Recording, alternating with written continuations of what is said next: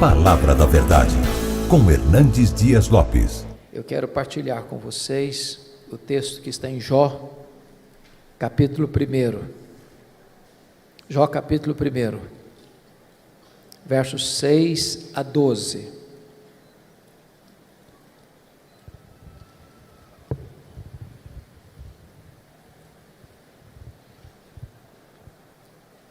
Jó, capítulo 1, 6 a 12.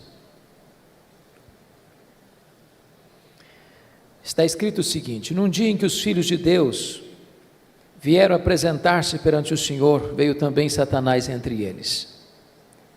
Então perguntou o Senhor a Satanás: de onde vens? Satanás respondeu ao Senhor e disse: de rodear a terra e passear por ela. Perguntou ainda o Senhor a Satanás: observaste o meu servo Jó? Porque ninguém há na terra semelhante a ele, homem íntegro e reto, temente a Deus e que se desvia do mal. Então respondeu Satanás ao Senhor: porventura Jó debalde ou inutilmente teme a Deus? Acaso não o cercaste com sebe a ele, a sua casa e a tudo quanto tem? A obra de suas mãos abençoaste, e os seus bens se multiplicaram na terra. Estende, porém, a tua mão e toca-lhe em tudo quanto ele tem, e verás se não blasfema contra ti na tua face. Disse o Senhor a Satanás: eis que tudo quanto ele tem está em teu poder, somente contra ele não estendas a tua mão. E Satanás saiu da presença do Senhor. Agora capítulo 2, versos de 1 a 6, por favor. No dia em que os filhos de Deus vieram apresentar-se perante o Senhor, veio também Satanás entre eles apresentar-se perante o Senhor. Então o Senhor disse a Satanás: de onde vens? Respondeu Satanás ao Senhor e disse: de rodear a terra e passear por ela. Perguntou o Senhor a Satanás: observaste o meu servo Jó? Porque ninguém há na terra semelhante a ele, homem íntegro e reto, temente a Deus e que se desvia do mal. Ele conserva a sua integridade, embora me incitasses contra ele para o consumir sem causa. Então Satanás respondeu ao Senhor: pele por pele, e tudo quanto o homem tem dará pela sua vida. Estende, porém, a tua mão e toca-lhe nos ossos e na carne, e verás se não blasfema contra ti na tua face. Disse o Senhor a Satanás: eis que ele está em teu poder, mas poupa-lhe a vida. Meus amados, esse texto registra esse episódio da reunião de Deus com seus filhos, e eu quero crer que aqui são os anjos, e eu quero crer que nas regiões celestes. E a Bíblia não dá explicações, mas diz que Satanás apareceu por lá. E é curioso que quem começa a conversa é Deus, perguntando para Satanás assim: de onde vens? Satanás respondeu: de rodear a terra e passear por ela. Satanás é uma espécie de turista inveterado. Ele está por aí, está antenado, está de olho, está procurando alguém para devorar. E Deus cutuca outra vez, perguntando assim para ele: observaste o meu servo Jó? E Deus dá o currículo de Jó. Não tem ninguém na terra semelhante a ele, homem íntegro, reto, temente a Deus e que se desvia do mal. Em outras palavras, Jó era o homem mais piedoso da sua geração. Quando a Bíblia diz que ele era um homem íntegro, isso significa que é aquilo que você é quando ninguém está vendo, com a porta do quarto trancada. Quando diz que ele é um homem reto, significa que ele é exatamente aquilo que as pessoas estão percebendo. Um homem que tem uma vida pautada pela verdade e pela justiça. Homem temente a Deus significa que isso é o princípio da sabedoria. Homem que se desvia do mal significa que ele é deliberadamente santo. Bom, Satanás podia ter respondido para Deus assim: bom, esse eu não conheço ainda, estou meio ocupado, tenho outras agendas, quem sabe um dia eu boto os olhos nele, eu observo ele. Mas não foi a resposta de Satanás para Deus, não.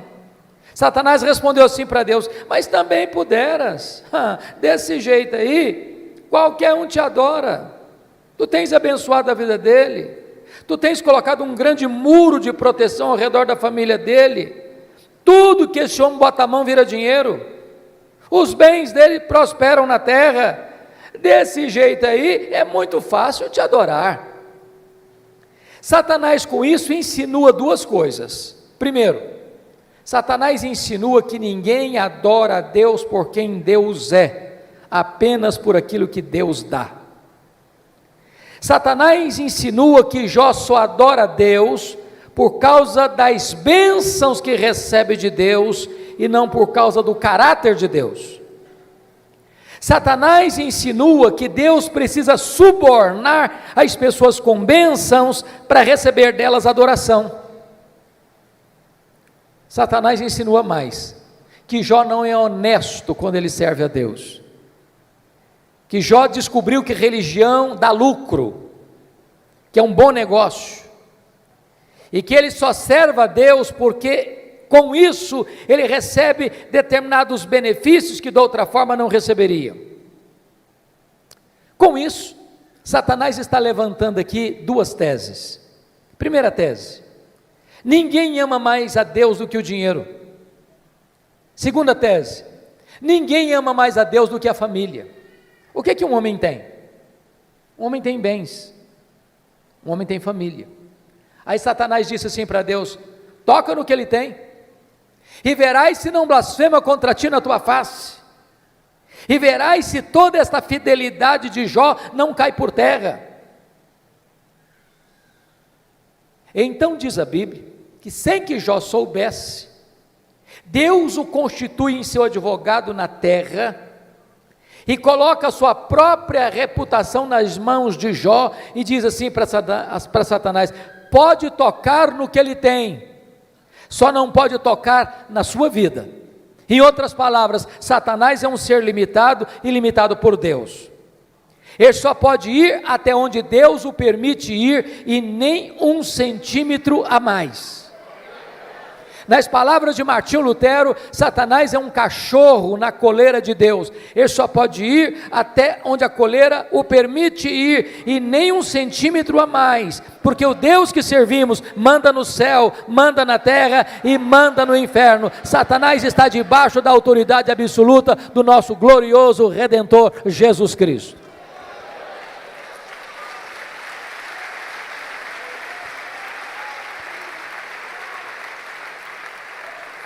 Com a permissão de Deus, Satanás, porém, sai dali para provocar um verdadeiro terremoto na vida de Jó.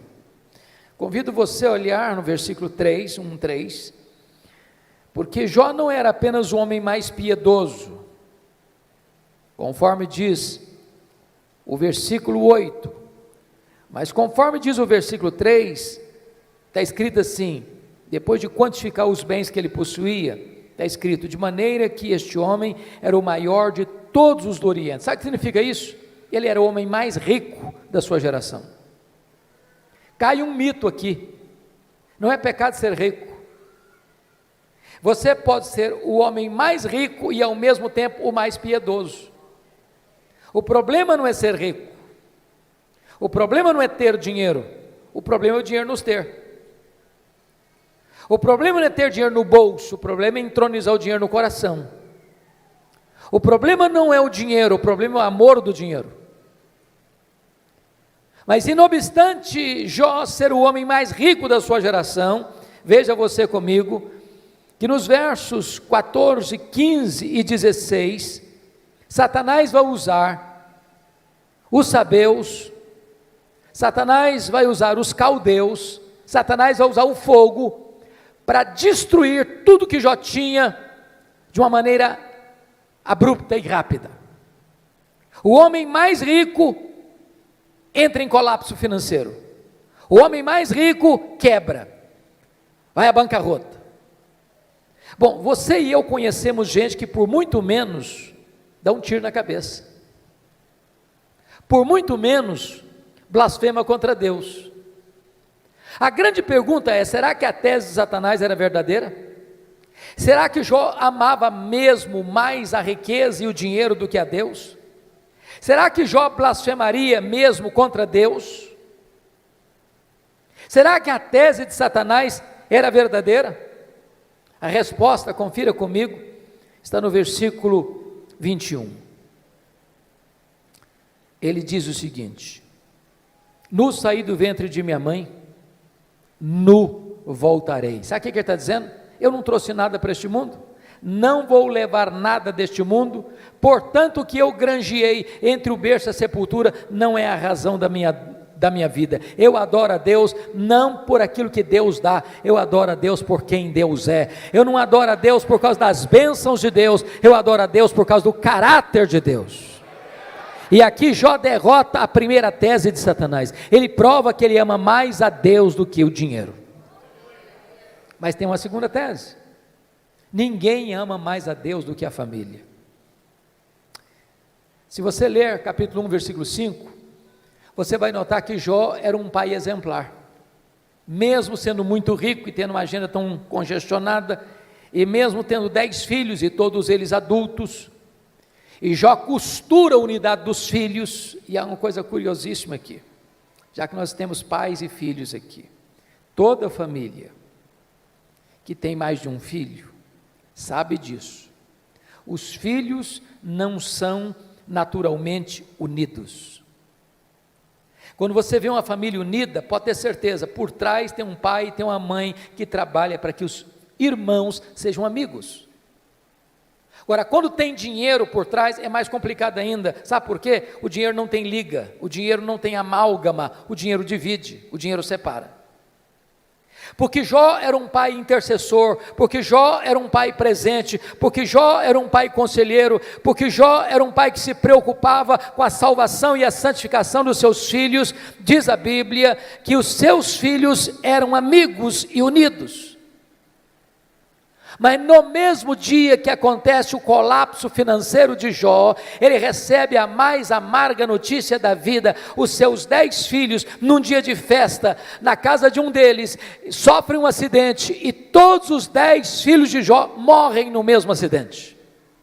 Você já pensou o que é um pai levar para o cemitério todos os seus filhos num único dia? Como é que ele volta de lá? Como é que ele recomeça a vida? Como é que ele se levanta do luto? Como é que ele reconstrói seus sonhos? Será que Jó blasfemaria contra Deus? Será que a tese de Satanás era verdadeira? Será que ninguém de fato ama mais a Deus do que a família?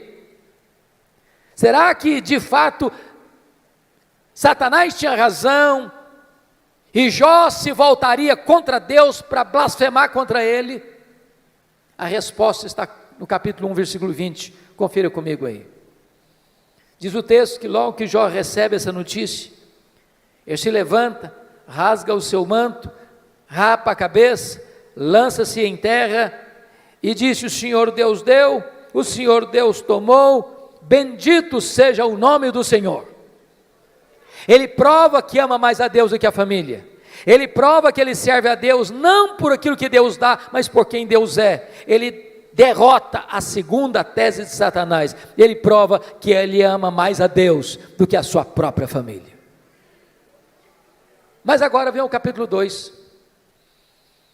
E novamente Deus está lá com seus filhos, e Satanás aparece por lá. E é curioso que é Deus quem começa de novo perguntando do mesmo jeito: de onde vens? Satanás respondeu assim: de rodear a terra e passear por ela. Sabe o que significa isso? Satanás está dizendo o seguinte: estou fazendo o que eu sempre fiz, não mudei minha agenda, estou por aí, estou de olho, estou antenado, estou procurando uma brecha, estou procurando alguém para devorar. E Deus pergunta de novo: observaste o meu servo Jó? E dá o currículo de Jó sem alterar uma vírgula. Não tem ninguém na terra semelhante a ele, homem íntegro, reto, temente a Deus, que se dizia do mal. E Deus diz: me incitasses contra ele para o destruir sem causa, mas ele permanece íntegro. Sabe o que Deus está dizendo para Satanás? Satanás, suas teses são mentirosas, suas teses são falsas. Você diz que ninguém ama mais a Deus do que o dinheiro e do que a família, pois Jó provou que me ama mais do que ao dinheiro, provou que me ama mais do que a família. Jó derrotou as suas teses, Satanás. Então Satanás levanta uma terceira tese: pele por pele, e tudo que o homem tem dará pela sua vida. Toca-lhe nos ossos, toca-lhe na carne, e verás se não blasfema contra ti na tua face. A terceira tese de Satanás é essa: ninguém ama mais a Deus do que a si mesmo. Sem que Jó soubesse, mais uma vez Deus o constitui em seu advogado na terra e diz para Satanás: pode tocar nos ossos dele, pode tocar na carne dele, só não podes tirar a vida dele. Satanás ainda é um ser limitado e limitado por Deus. Ele só pode ir até onde Deus o permite ir, e nem 1 centímetro a mais. Satanás sai dali, diz a Bíblia, e coloca uma doença maligna em Jó, do alto da cabeça à planta dos pés. Este homem que já está falido e enlutado, agora fica doente. Seu corpo vira uma chaga aberta, uma ferida viva. Bolhas de pus começam a se formar no seu corpo. E diz a Bíblia que Jó precisa morder nessas bolhas de pus para aliviar sua dor. Sua pele vai ficando necrosada.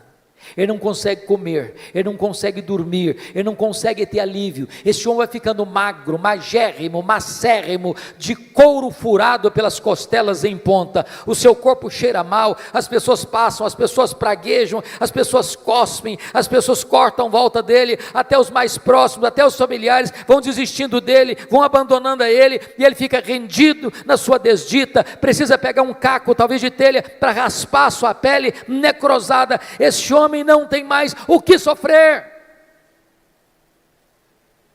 Nesta hora, diz a Escritura, que a sua mulher se aproxima dele e pergunta: ainda conservas a tua integridade, Jó? Amaldiçoa a Deus e morre, acaba com isso, tenha pelo menos coragem e dignidade de tirar a sua vida. E ele responde para ela: tu falas como uma louca, tendo nós recebido o bem de Deus, não receberíamos também o mal? Está escrito que em tudo isso Jó não pecou contra Deus com os seus lábios. Ele reprova a terceira tese de Satanás, ele prova que ama mais a Deus do que a si mesmo, ele prova que ele serve a Deus não por aquilo que Deus dá, mas por quem Deus é, não por causa das dádivas de Deus, mas por causa do caráter de Deus.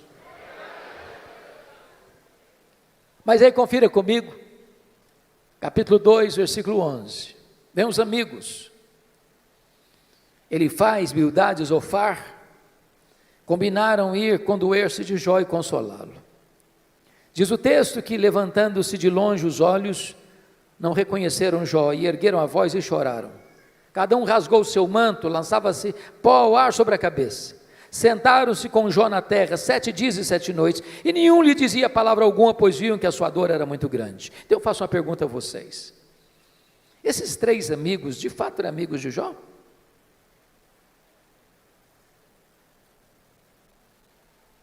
E a resposta óbvia é: claro que eram amigos. Eu faço uma pergunta a você: alguma vez você já recebeu alguma visita assim? Quando você está passando um momento difícil, pessoa que vem de longe, 7 dias, sentado com você no chão, sem abrir a boca, chorando ao ver o seu sofrimento? Você já fez a alguém alguma visita dessa natureza? Mas qual era o problema desses homens então? O problema desses amigos de Jó, que num dado momento eles deram uma de teólogos. Eles começaram a cogitar, desenvolveram uma lógica cartesiana de causa e efeito, e eles pensaram assim: para Jó estar sofrendo, ele deve ter feito alguma coisa errada, mas para Jó estar sofrendo muito, ele deve ter feito muita coisa errada. Mas eles não só pensaram, eles falaram. Mas eles não só falaram, falaram para Jó. E assacaram contra Jó os mais pesados libelos acusatórios, chamaram Jó de louco, chamaram Jó de adúltero, chamaram Jó de ladrão, falaram para Jó que ele roubou os órfãos e as viúvas, por isso que ficou rico, falaram para Jó que por ser ele um homem louco, Deus havia matado os seus filhos, e eles foram massacrando Jó, eles foram cravando Jó com as suas setas venenosas, e eles foram colocando Jó debaixo de um rolo compressor, e eles massacraram este homem de Deus. Sabe o que Jó fez? O que você e eu faríamos? Jó começa a perguntar para Deus: por que, meu Deus? Por que eu estou sofrendo? Por que a minha dor não cessa? Por que eu não morri no ventre da minha mãe? Por que eu não morri ao nascer? Por que os seios da minha mãe não estavam murchos de leite para eu morrer de fome? Por que o Senhor não me mata de uma vez? Jó levantou aos céus 16 vezes esta mesma pergunta: por quê, por quê, por quê, por quê, por quê? Jó levantou aos céus 34 queixas contra Deus. Sabe qual foi a resposta de Deus para ele? O total silêncio. Nenhuma resposta, nenhuma explicação, nenhuma luz no fim do túnel. Eu posso garantir para vocês hoje aqui, o silêncio de Deus grita mais alto nos ouvidos da nossa alma que o ruído mais barulhento das circunstâncias mais adversas. Pior do que sofrer é sofrer sem explicação. Se vocês estão notando comigo, Jó está sendo golpeado nas 5 áreas mais importantes da vida de uma pessoa. Primeiro, a vida financeira. Segundo, sua saúde. Terceiro, seu casamento. Quarto, seus filhos. Quinto, suas amizades. Todas essas áreas vitais estão sendo dinamitadas, destruídas, minadas na vida desse homem. Esse homem está no fundo de um poço. Ele não tem mais nada para perder. Ele está completamente rendido à sua desdita, ao fracasso, à derrota. Esse homem não tem nada mais em quem segurar, a quem buscar. Ele está no fundo de um poço. Mas quando você está no fundo de um poço, só tem uma direção para olhar: é para cima, é para o alto, é para Deus. Esse homem perdeu os seus bens, esse homem perdeu a sua saúde, esse homem perdeu o apoio da sua mulher, esse homem enterrou os seus filhos, esse homem perdeu o apoio de seus amigos, esse homem olha para todo lado e tudo é ruína na vida dele, mas esse homem não perdeu uma coisa: esse homem não perdeu a sua confiança em Deus.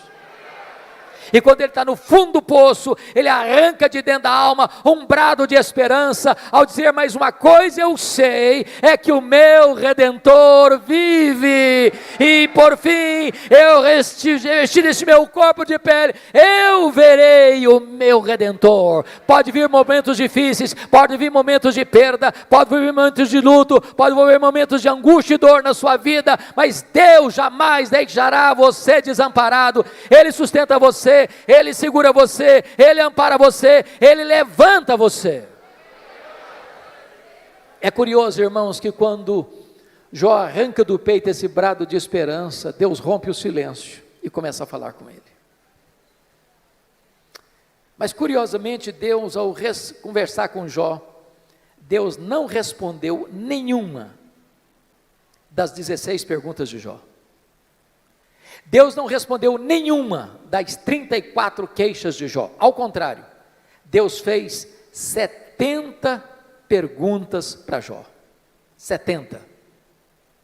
Todas perguntas retóricas, que não dava para responder.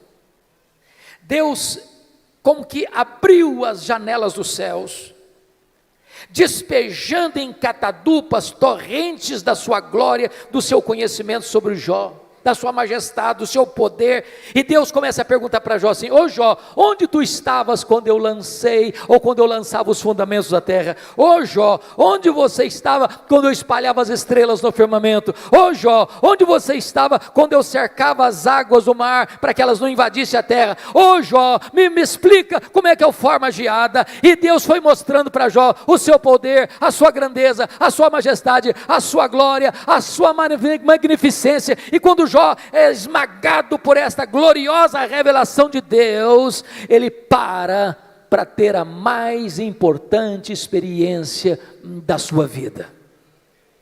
E eu gostaria de contar para você como é que ele teve essa experiência. Então vá comigo agora, por favor, para o capítulo 42 de Jó, porque aí algumas revelações que mostram a experiência desse homem com Deus, que pode ser nesta noite a sua experiência com Deus.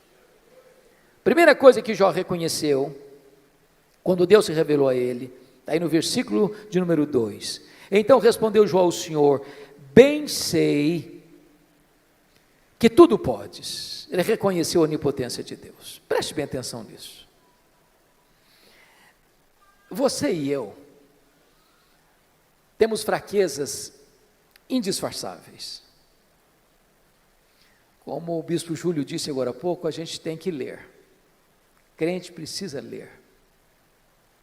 Quem cessa de aprender, cessa de ensinar. Eu gosto muito de ler, sempre gostei. Passo nas livrarias praticamente toda semana. E você sabe que no Brasil e no mundo, os livros que mais vendem são os livros de autoajuda. E os livros que ensinam você a ficar rico rápido. Eu acho que eu não estou sabendo ler bem esses livros. Mas esses livros de autoajuda dizem assim para você: você é forte, você é um gigante, você tem a força, você tem o poder, há poder nas suas palavras, você é alguém tão poderoso que basta fazer cócegas no seu interior e levantar-se-á daí um gigante. Sabe o que a Bíblia diz? Exatamente o contrário. A Bíblia diz que você e eu somos fracos. A Bíblia diz que Deus conhece a nossa estrutura e sabe que nós somos pó. Então deixa eu provar que você e eu somos fracos. Primeiro, nós temos fraquezas físicas. Ô, gente, querendo ou não, gostando ou não, o tempo vai esculpindo algumas rugas no nosso rosto indisfarçáveis. As mulheres mais espertas do que os homens usam alguns recursos interessantes, como os bons cosméticos, dão uma boa disfarçada. Daqui a pouco, uma boa cirurgia plástica ajuda muito. Mas chega um momento que, ainda que Pitangui ressuscitasse dentre os mortos, não teria jeito mais. As pernas ficam bambas, os braços descaídos, os joelhos trôpegos, os olhos embaçados. E diz os entendidos que cada fio de cabelo branco que brota na nossa cabeça é a morte chamando-nos para um duelo. Eu acho até um exército acampado ao meu redor.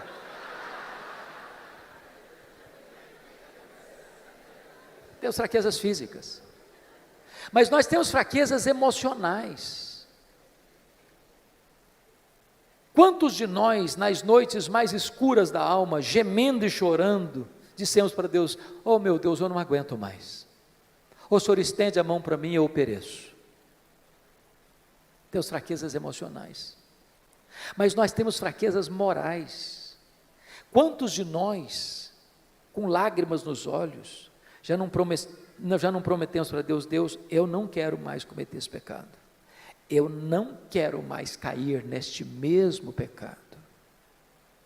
Daqui a pouco, você se flagra cometendo o mesmo pecado. Não é porque faltou para você honestidade e sinceridade, não, faltou para você poder. Somos fracos. Mas nós temos fraquezas espirituais. Nós somos um ser contraditório, ambíguo, paradoxal. Paulo diz que o bem que eu quero fazer, esse eu não faço. O mal que eu não quero, esse eu pratico. Somos fracos. Mas é maravilhoso você poder afirmar como Jó, mas o meu Deus tudo pode.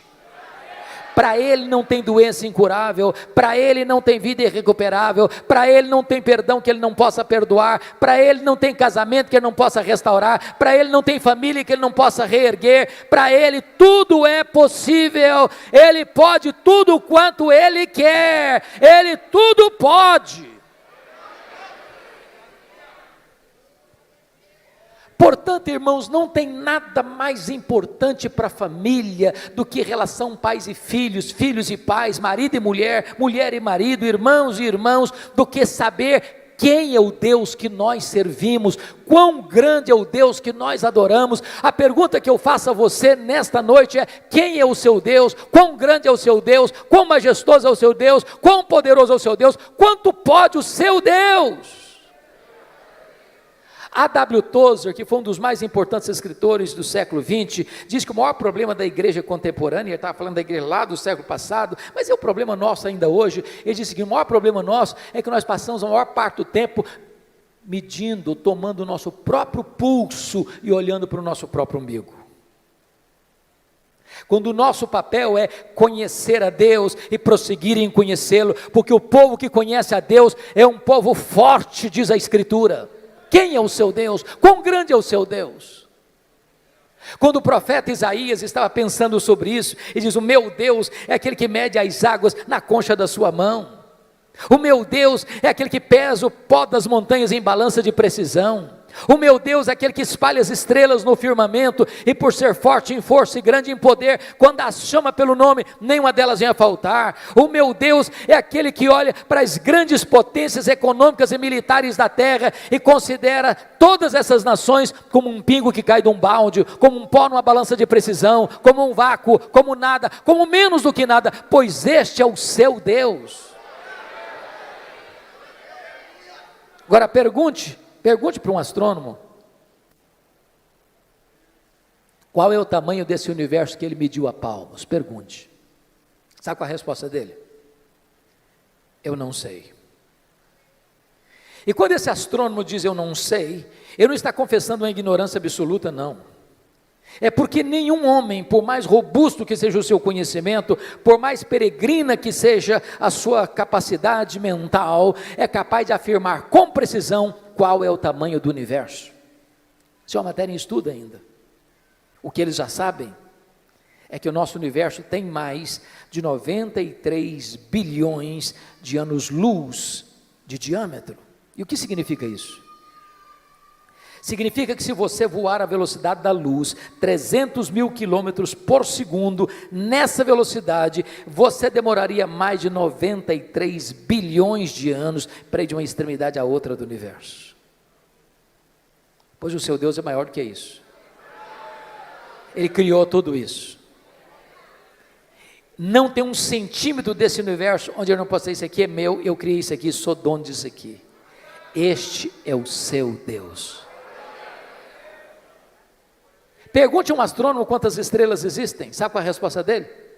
Eu não sei.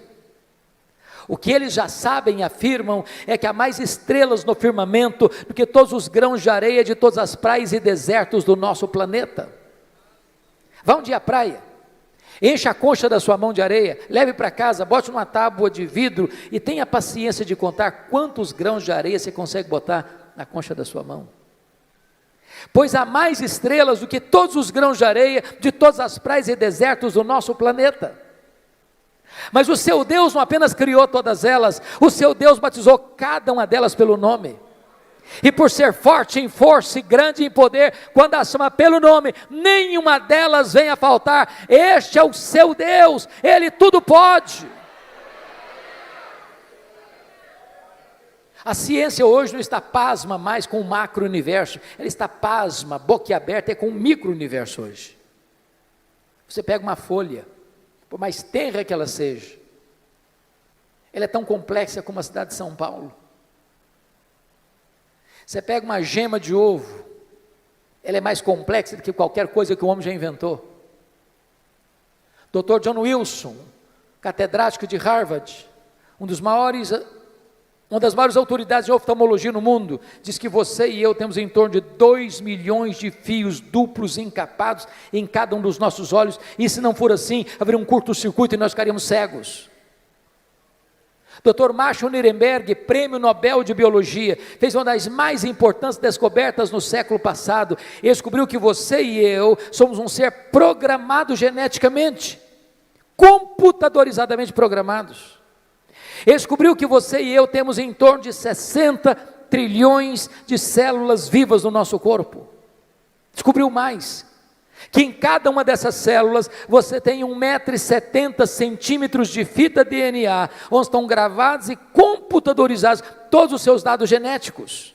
Se você espichar a fita DNA do seu corpo, você terá 102 trilhões de metros de fita DNA, você terá 102 bilhões de quilômetros de fita DNA no seu corpo, daria para dar diversas voltas no sistema planetário.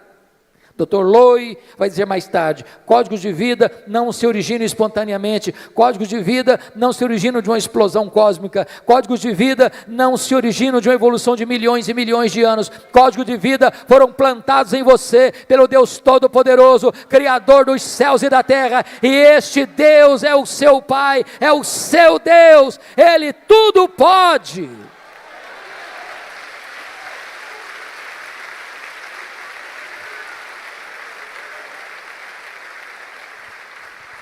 Deixa eu ilustrar isso de maneira mais simples. Um pai caminhava com seu filho de 4 anos pela rua. Eu acho que todos vocês concordam comigo que toda criança parece que fez um curso de pós-doutorado em perguntas difíceis. Não conheço ninguém que faça perguntas mais difíceis do que as crianças. E o menino perguntou para o pai assim: papai, qual é o tamanho de Deus? O pai engasgou. Não tinha uma resposta pronta para um menino de 4 anos. Ficou em silêncio. Continuou caminhando. Daqui a pouquinho ele escuta os roncos das turbinas de um avião supersônico lá nas alturas excelsas.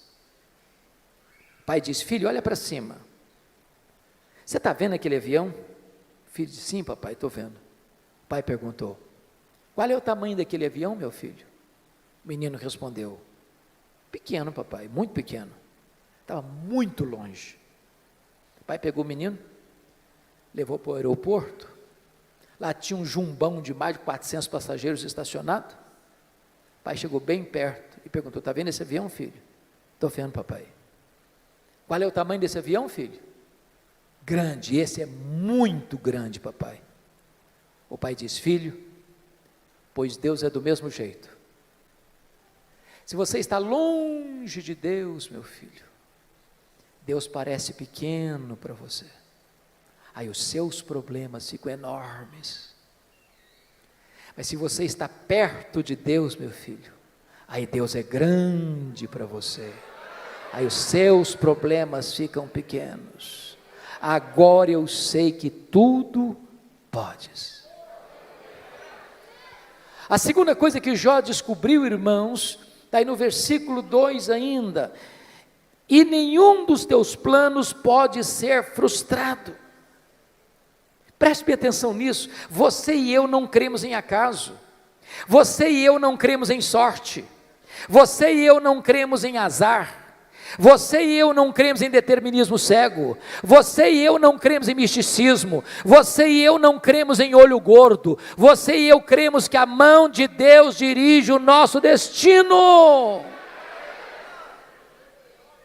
Pode ter certeza disso. Se você está passando um momento difícil, se você está passando por um vale, se você está passando por uma prova, se você está passando por um momento amargo, seja financeiro, seja de saúde, seja na sua família, isso não pegou Deus de surpresa, isso não desfez os propósitos de Deus na sua vida. Deus está trabalhando por você e não contra você. Sabemos que todas as coisas cooperam para o bem daqueles que amam a Deus. Se Ele está permitindo você passar por uma luta, Ele tem um plano, Ele tem um propósito, Ele vai transformar tudo isso para o seu bem, e você vai ficar mais maduro, e você vai ficar mais parecido com o Senhor Jesus Cristo.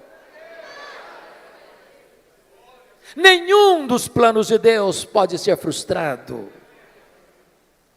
Terceira coisa que Jó vem a descobrir, pelo conhecimento que ele teve de Deus, ele reconheceu sua profunda limitação. Olha o versículo 3.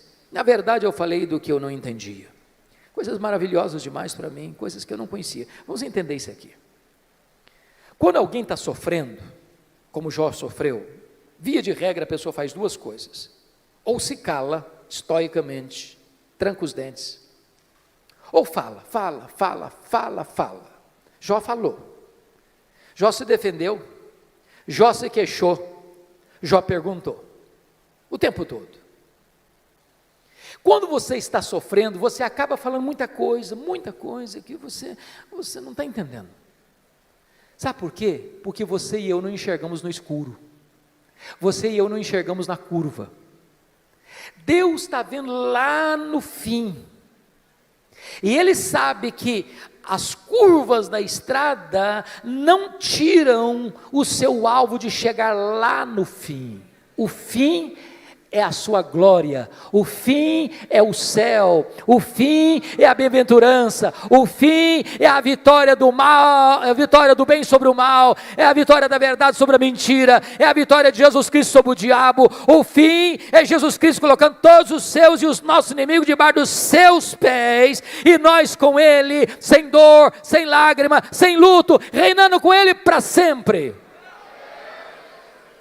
Agora, enquanto você está caminhando, você faz tanta pergunta, você fala tanta coisa, e eu também.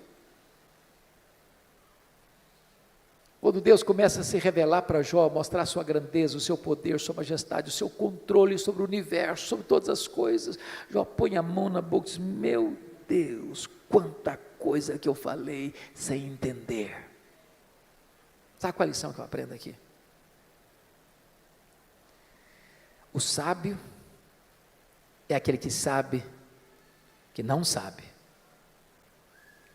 Porque o que você não sabe é muito mais do que o que você sabe. Portanto, se você encontrar uma pessoa que fica rotando em cima de você muito conhecimento, e que quer passar como aquela pessoa que sabe tudo, conhece tudo, entende tudo, Bíblia, eu conheço de capa a capa. Pode ter certeza, você está perto de uma pessoa que sabe quase nada. Quase nada. É lata vazia que faz barulho. Então deixa eu contar uma ilustração para você. Eu fui criado na roça mesmo. Antes de luz elétrica, de estrada, de carro e tudo mais. Quebrei muito milho no muque. Quem sabe o que é uma roça de milho na hora de colher, seca para colher, sabe muito bem a diferença entre um restolho, que só tem palha e sabugo, e uma espiga boa, granada. A espiga boa, granada, na hora de colher, ela se tomba, ela se curva. O restolho que só tem palha e sabugo, não se curva nunca, fica sempre empinadinho.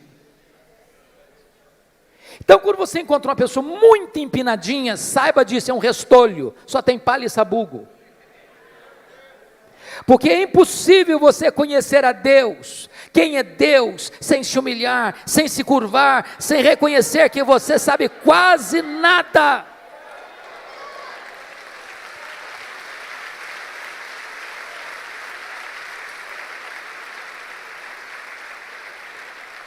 Quarta coisa que Jó descobriu que mudou a vida dele, ele reconheceu o seu limitado conhecimento de Deus. Olha o versículo 5 comigo.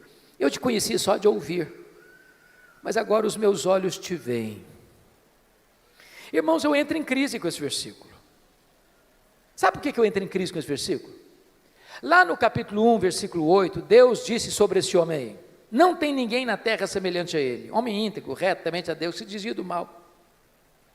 Isso não é rasgação de seda de amigo, não. Quem está dizendo isso é Deus. Deus não tem uma opinião a seu respeito, Deus tem um diagnóstico. Agora, como é que esse homem, que Deus chama do homem mais piedoso da sua geração, pode fazer uma declaração dessa? Oh Deus, eu te conheci só de ouvir, agora os meus olhos te veem. Não parece contraditório? Mas para entender isso, eu vou fazer uma pergunta para você. Você conhece a Deus? Conhece mesmo?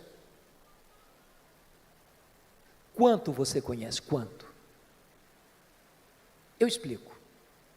Havia um homem que nunca tinha visto o mar. Brincando, eu acho que ele era mineiro. Um dia ele faz uma viagem para o litoral e vê o mar. E ele fica encantado. Ele diz: agora eu conheço o mar. Aproxima-se dele um marujo, com a pele tostada de sol e sal, por viver nas procelas do mar, e diz: eu também conheço o mar. Qual a diferença entre eles? Você conhece a Deus? Quanto você conhece a Deus? João 17,3 diz que a vida eterna é esta: conhecer a Deus e a Jesus Cristo, a quem enviaste. Sabe de uma coisa? Que a própria essência da vida eterna é conhecer a Deus. Sabe o que você vai estar fazendo no céu depois que você tiver 1000 anos lá na glória? Você vai estar conhecendo a Deus. Sabe o que você vai estar fazendo no céu depois que você tiver 1 bilhão de anos lá na glória? Você vai estar conhecendo a Deus. Sabe o que você vai estar fazendo no céu depois que você tiver 1 trilhão de anos lá na glória? Você vai estar conhecendo a Deus. Jamais haverá um tempo na eternidade onde você possa dizer: conheço tudo de Deus, não tem mais nada para conhecer, agora eu vou botar a vida no piloto automático. Deus é inesgotável em seu ser. O céu vai ser dinâmico. A Bispo Júlia, há poucos dias eu tomei um susto. Uma menina adolescente da igreja chegou para mim e disse assim: pastor. Falei: pois não, filha. Ela disse assim: eu não quero ir para o céu, não. Eu tomei um susto. Disse: como? Eu não quero ir para o céu, não. Falei: mas você está maluca? O que aconteceu? Não, eu não quero ir, não. Falei: então me explica esse negócio. Ah, pastor, a ideia de céu que eu tenho, sabe o que é? Que eu vou estar numa nuvem branca, com a harpa na mão, tocando, cantando, tocando. Ah, eu não aguento essa vida inteira, não. Eu quero coisa nova para a minha vida. Tem gente que acha que o céu vai ser chato. Se você não gosta de trabalhar, você está encrencado. Sabe por quê? Que a Bíblia diz que lá no céu nós vamos trabalhar. Seus servos o servirão. Agora pense comigo que nesse corpo frágil, que fica cansado, que fica doente, que fica velho, que fica caquético, nós conseguimos fazer coisas tão fantásticas, e diz Einstein que nós não usamos nem 10% do nosso potencial. Você já imaginou que nós não vamos poder fazer com um corpo 100% turbinado pela glória de Deus? Diz a Bíblia que você e eu vamos ter um corpo semelhante ao corpo da glória do Senhor Jesus Cristo. Jesus entrava na casa fechada sem precisar abrir a porta. Jesus saía de Jerusalém, aparecia lá na Galileia sem precisar percorrer o trecho.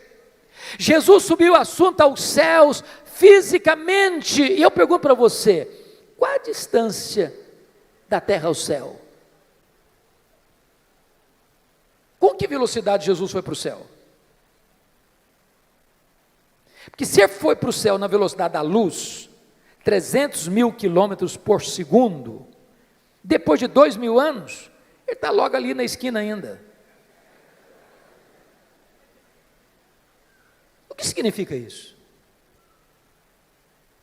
A Bíblia diz que nós vamos ser como os anjos, não que nós não vamos ter um corpo, mas significa que nós vamos viver numa nova dimensão.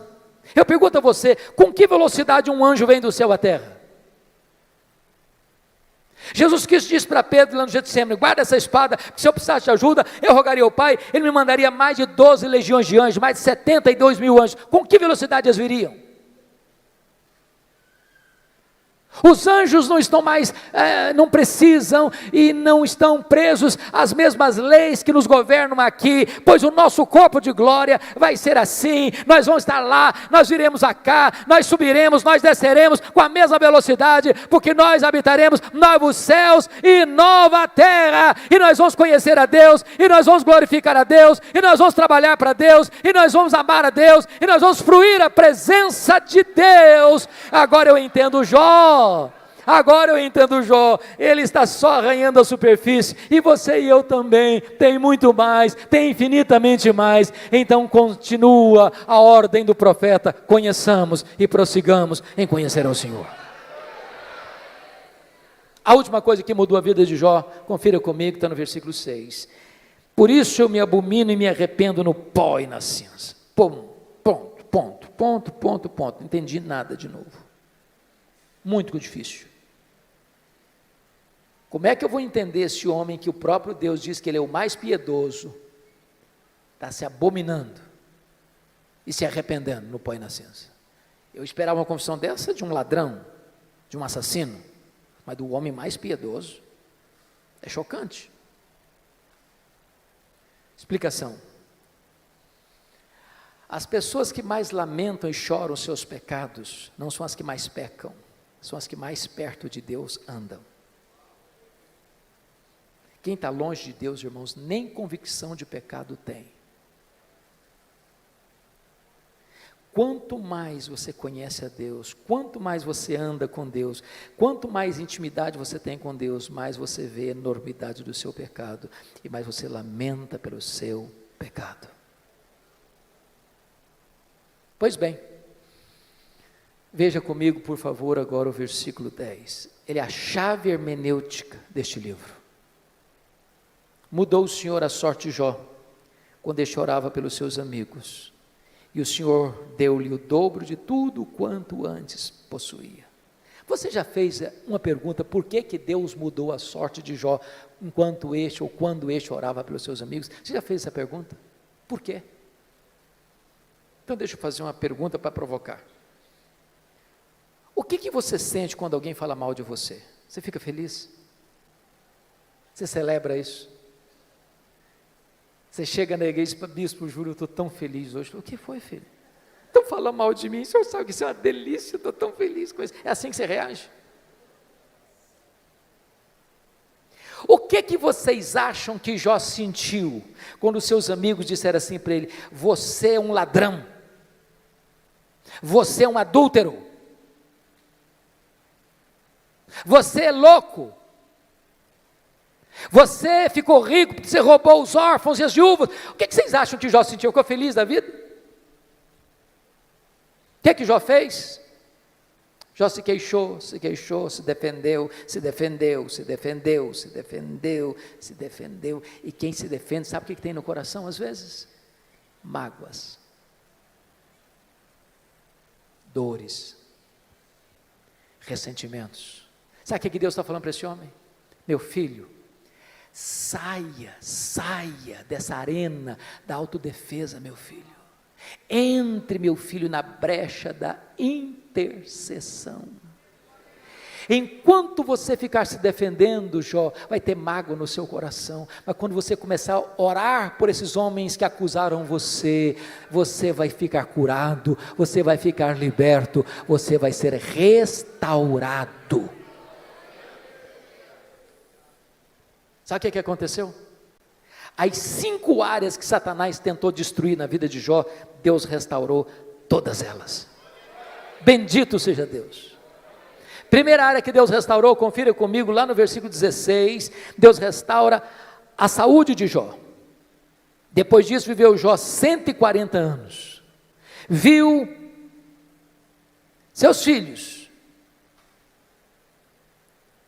e aos filhos de seus filhos até a 4ª geração. Eu acho que não ficou nem cicatriz, nem sequela. Completamente curado. Deus está aqui hoje, irmãos. Ele é o Jeová Rafá.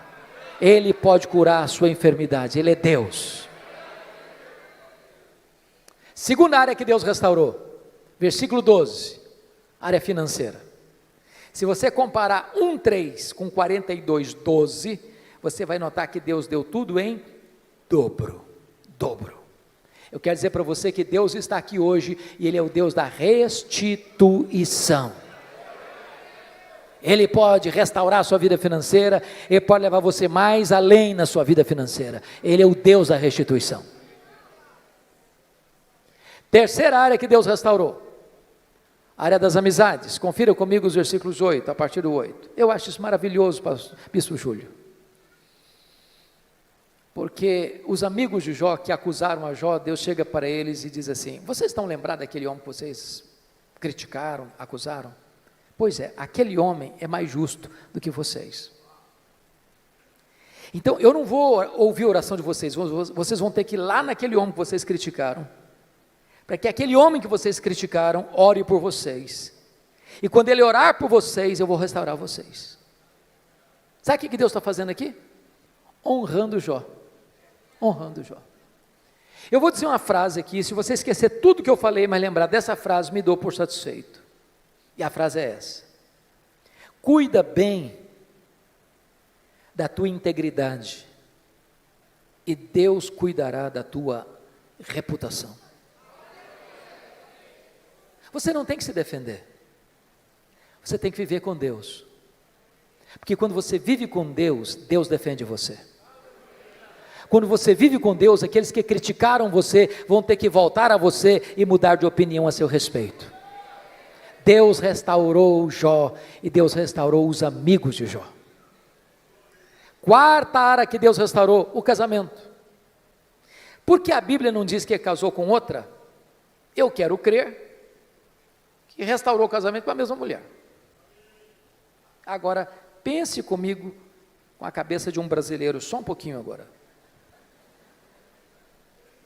Quando Jó estava numa magrela, a mulher dele olhou para ele e disse: morre, homem, morre, mas morre logo. Agora Jó está curado, agora Jó está rico, agora Jó está no topo da pirâmide. O que vocês acham que, se ele fosse brasileiro, ele falaria para ela? Morre, mulher, morre. Talvez ele diria: minha filha, a fila andou, agora eu estou noutra. Mas deixa eu dizer algo para você, amado.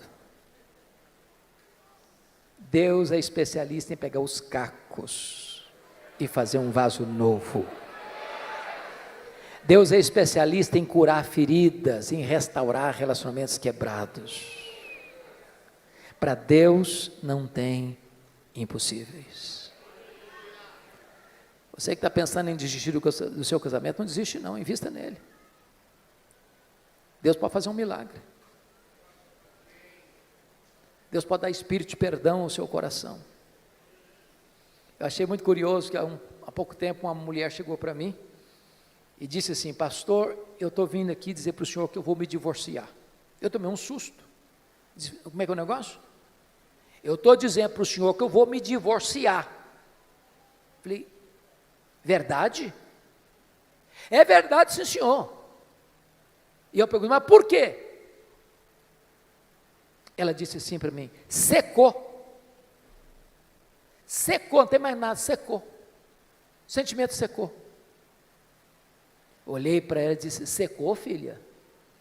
Mas se secou, tem esperança. Ela regalou os olhos: o senhor está maluco? Tem esperança. Você não leu na Bíblia lá que Deus fez a vara seca de Arão florescer? Pois Deus faz florescer o que está seco no seu coração. Diz: pastor, o senhor endoidou. Estou falando para o senhor que morreu. Está claro agora? Morreu, está claro? Ou precisa botar legenda? Falei: morreu, filha? Mas se morreu, tem esperança.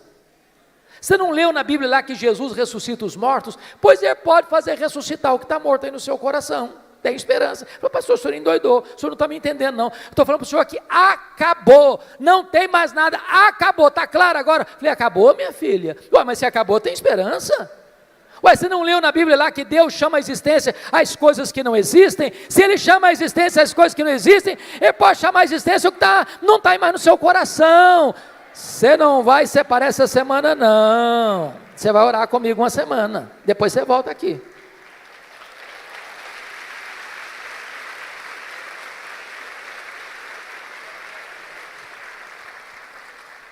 Depois de uma semana ela voltou e disse: pastor, acabou. Falei: acabou o quê, filha? A vontade de divorciar. Estou animada. Deus está curando a minha alma e curando meu casamento. Com Deus não há impossíveis. Louvado seja o Senhor. A quinta e última área que Deus restaurou foram os filhos. Você nota comigo no capítulo 1, versículo de número 16, versículo 13, também teve outros 7 filhos e 3 filhas, e Deus restaura. Mas você pode fazer uma pergunta curiosíssima. Pastor, eu não estou entendendo. Se Deus devolveu tudo em dobro, e Jó antes tinha 10 filhos, quantos ele deveria ter agora? 20. Então não foi tudo em dobro.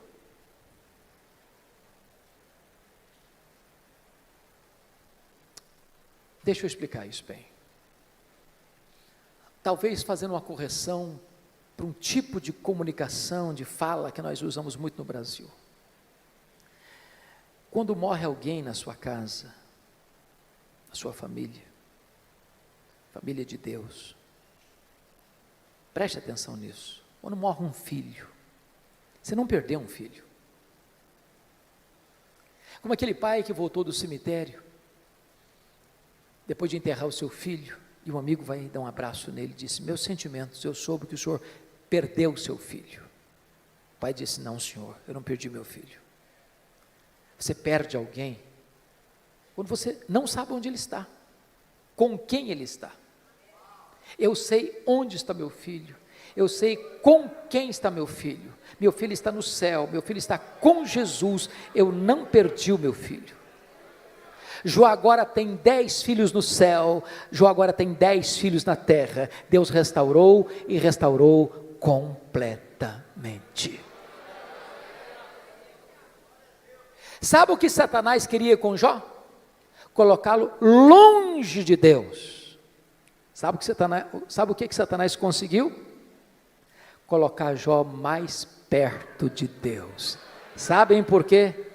Porque os planos de Deus não podem ser frustrados.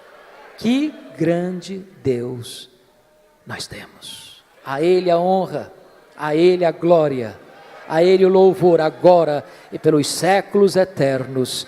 Aleluia. Amém.